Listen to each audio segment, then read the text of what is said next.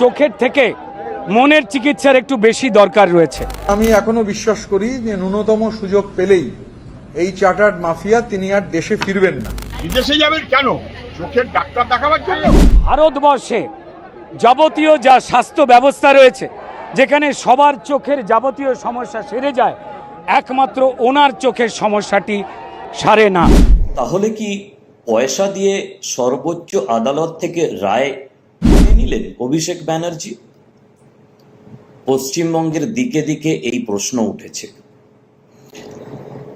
চোখের চিকিৎসা করতে 3 সপ্তাহের অনুমতি নিয়ে বিদেশ গেলেন মমতা বন্দ্যোপাধ্যায়ের ভাইপো, যার বিরুদ্ধে পশ্চিমবঙ্গে কাতারে কাতারে অভিযোগ। সরকারি হাসপাতালগুলোর কি অবস্থা করেছে, নিজের ট্রিটমেন্ট সরকারি হাসপাতালে করে না কেন? ভাতাটা দিয়ে মমতা বন্দ্যোপাধ্যায়ের ক্রেডিট এই জন্য তার নেওয়া উচিত না, কারণ হলো পশ্চিমবাংলার না চাকরি হয়েছে না অন্য কিছু হয়েছে, শুধু দুর্নীতি হয়েছে। চোখের চিকিৎসার জন্য অভিষেক ব্যানার্জি বিদেশে গেলে যদি বিদেশ থেকে না ফেরে তার কি পরিণতি হবে? আর ইতিমধ্যে অভিষেক ব্যানার্জি হঠাৎ করে কেন বিদেশ যাচ্ছে, এইটার পেছনে রহস্য শুধু কি তাদের এই চোখের ডক্টর দেখানো নাকি অন্য কিছু? ইতিমধ্যে সামাজিক যোগাযোগ মাধ্যমে শোনা যায় অভিষেক ব্যানার্জির বিরুদ্ধে 16টা মামলা দায় করা আছে। মানে বুঝতেই পারতেছেন, 16টা মামলা। ইতিমধ্যে অভিষেক ব্যানার্জিকে সুপ্রিম কোর্ট বিদেশে যাওয়া নিয়ে কি রায় দিয়েছে, তো দর্শক চলুন সরাসরি আগে আমরা ভিডিও স্ক্রিনে চলে যাই, তারপর বিস্তারিত কথা বলতেছি। তাহলে কি পয়সা দিয়ে সর্বোচ্চ আদালত থেকে রায় কিনে নিলেন অভিষেক ব্যানার্জি?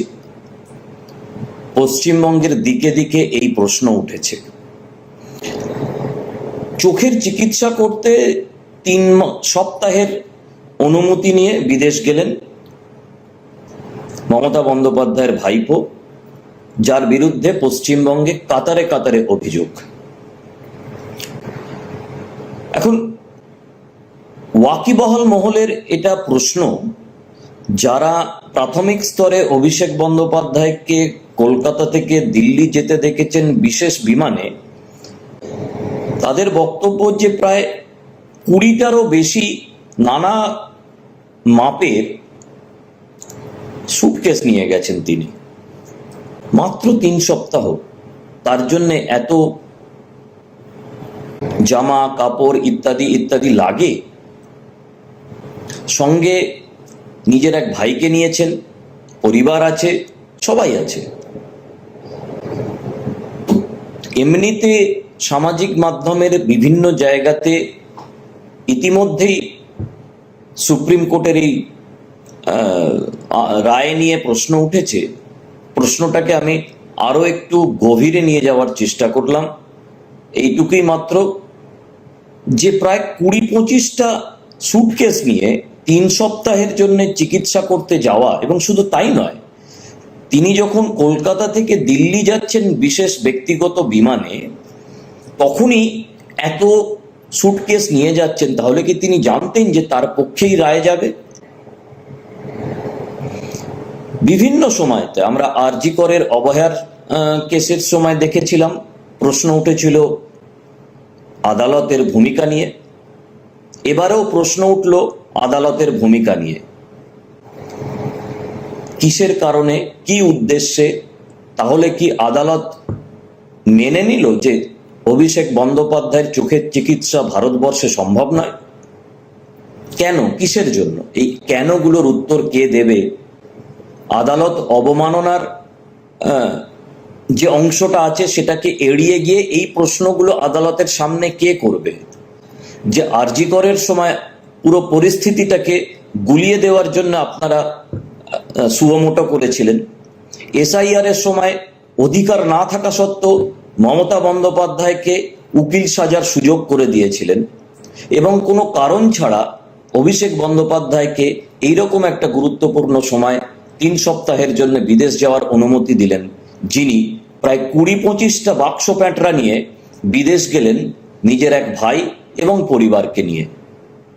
তিনি কি আর ফিরবেন? যদি না ফেরেন, দায় কি আদালত নেবে? আমরা ইতিবাচক ভাবনাটাই রাখবো যে অভিষেক বন্দ্যোপাধ্যায় সুনাগরিক, তিনি 3 সপ্তাহের মধ্যে ফিরে আসবেন। বাকিটা আদালতের দিকে নজর রইল আমাদের সবাইকার। বন্ধুরা, ভাইপো কি আর ফিরবেন?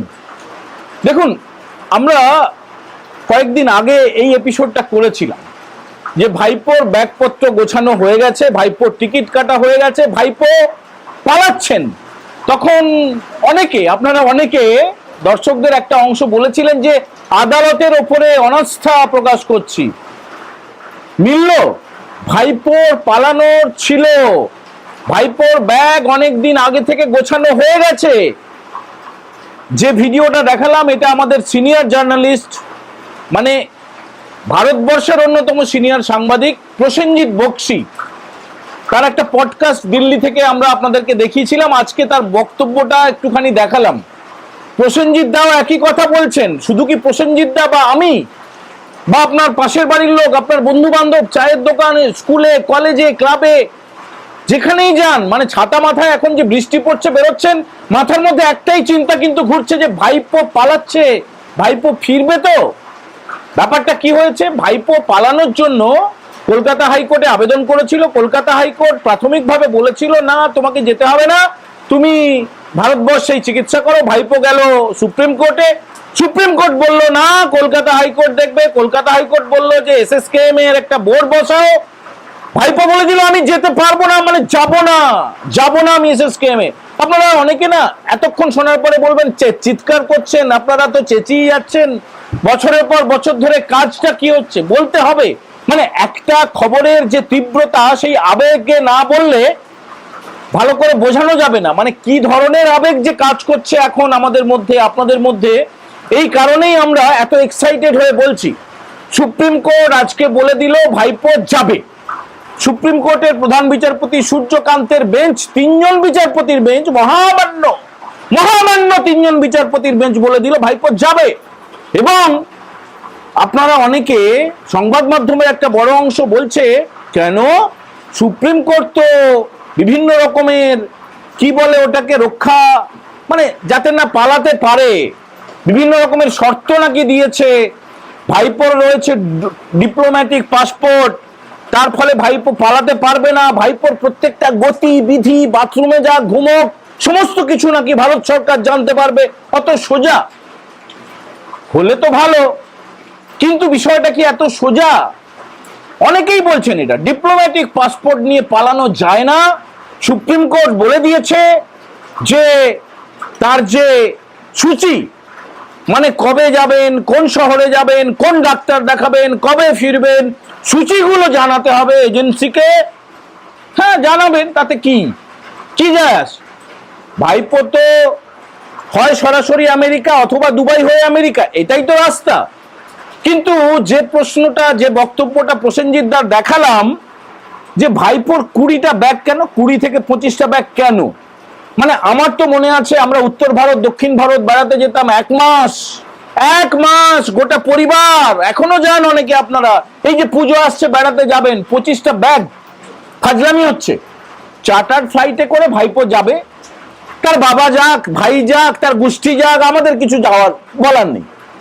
পয়সা আছে, চার্টার ফ্লাইটে যাবে। 25টা ব্যাগ কেন বলুন? 20 থেকে 25টা ব্যাগ কেন? আচ্ছা, এই যে বিরজু কেওট, তার স্ত্রী জেনি শর্মা, এটা নিয়ে এখন খবর চলছে কিনা? কালকে গিয়েছিলেন ঘাট ধাক্কা খাওয়া মুখ্যমন্ত্রী, রাস্তায় তাকে কালি ফেলা হয়েছে বলে বক্তব্য, কাদা ফেলা হয়েছে বলে আমরা ছবি দেখলাম, চোর চোর স্লোগান, ডাকাত রানী স্লোগান। তারপরে তিনি বললেন যে তাকে পাথর দিয়ে থেতলে মেরে ফেলার চক্রান্ত হয়েছিল।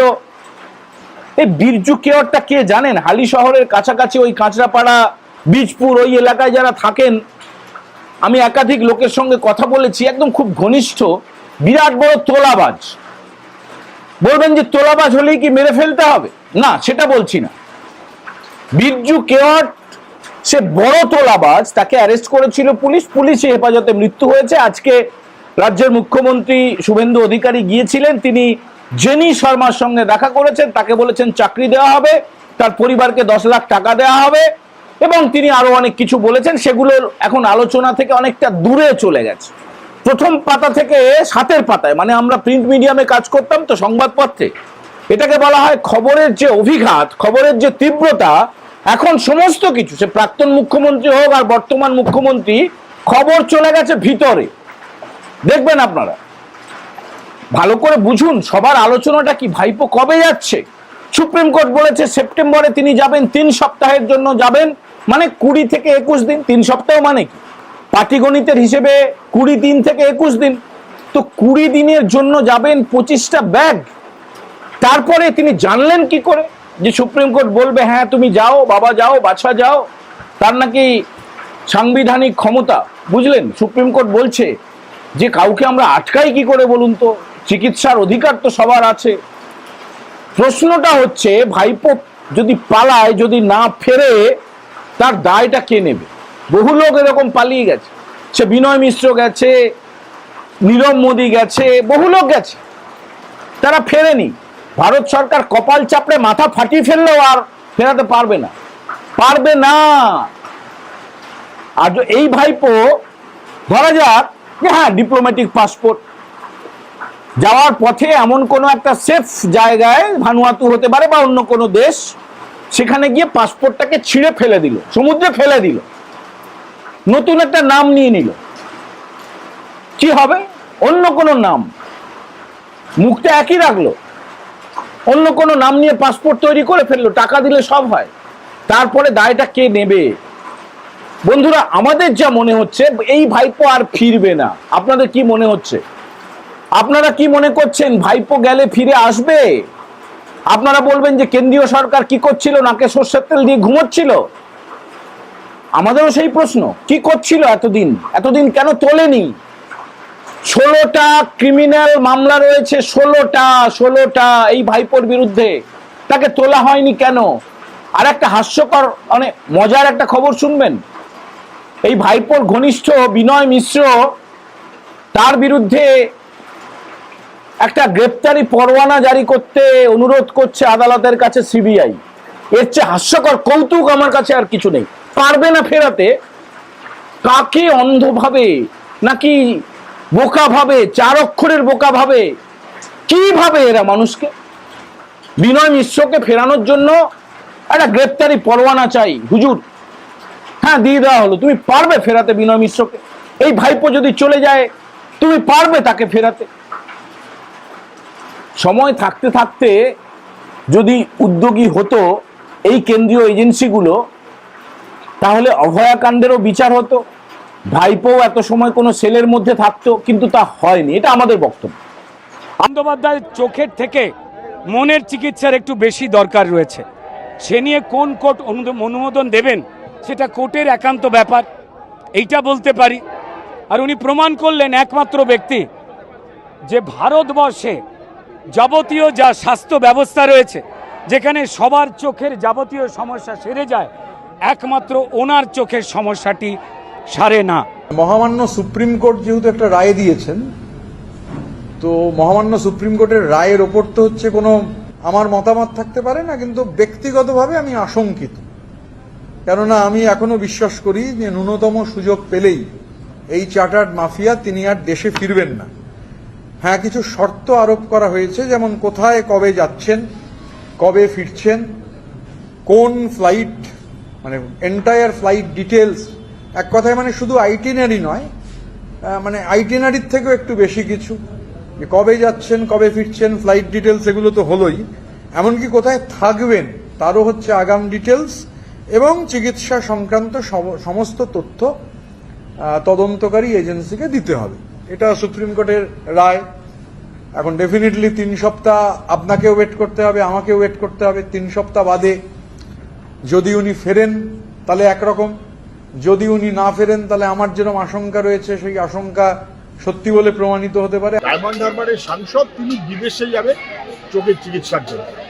হাইকোর্ট বলেছে এখানে ডাক্তারপত্র আছে, তাদের সঙ্গে কথা বলুন। সুপ্রিম কোর্টে একই কথা বলেছে, আবার হাইকোর্টে ফিরে এসছে একই কথা বলেছে। তবে আবার পয়সার তো কোনো অভাব নেই, আরো অনেক ব্যবস্থা করে শেষমেশ সুপ্রিম কোর্টে আজকে নাকি উনি বিদেশে যাওয়ার সুযোগ পেয়েছেন। বিদেশে যাবেন কেন? চোখের ডাক্তার দেখাবার জন্য?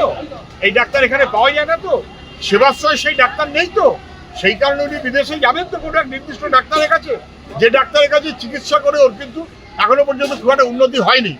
নাকি বিদেশে যাবার চোখের ডাক্তার দেখাবো বলে বিদেশে যাবার নাম করে ভানুয়াতুর মতো দ্বীপ খুঁজে বেড়ান, অথবা দুবাইয়ের মতো জায়গা খুঁজে বেড়াবেন যেখানে সমস্ত গচ্ছিত রাখার ব্যবস্থা আছে, এই কোশ্চেনটার উত্তর প্রিয় দর্শক, এতক্ষণ থেকে পুরো ভিডিওটি প্রথম থেকে শেষ পর্যন্ত দেখার জন্য আপনাদেরকে অসংখ্য ধন্যবাদ। পুরো ভিডিওতে দেখতেই পেলেন অভিষেক ব্যানার্জিকে নিয়ে ইতিমধ্যে সুপ্রিম কোর্ট কি রায় দিয়েছে। চোখের চিকিৎসার জন্য নাকি অভিষেক ব্যানার্জিকে বিদেশে যেতে হবে। তবে ইতিমধ্যে তার নামে যে একাধিক মামলা চলতেছে, এই মামলা ফেলে যদি অভিষেক ব্যানার্জি বিদেশ থেকে না ফেরে তবে সুপ্রিম কোর্ট থেকে কিছু একটা রায় দেবে, যেটা হয়তো খুব ভয়াবহ অবস্থা হবে। তাছাড়া দর্শক, আপনারা পুরো ভিডিওতে দেখতেই পেলেন অভিষেক ব্যানার্জির নামে কি কি মামলা রয়েছে। তো দর্শক, পুরো ভিডিও দেখার পর আপনাদের মতামত আপনারা অবশ্যই কমেন্ট করে জানাবেন, পারলে ভিডিওটি প্রচুর পরিমাণে শেয়ার করবেন। ধন্যবাদ।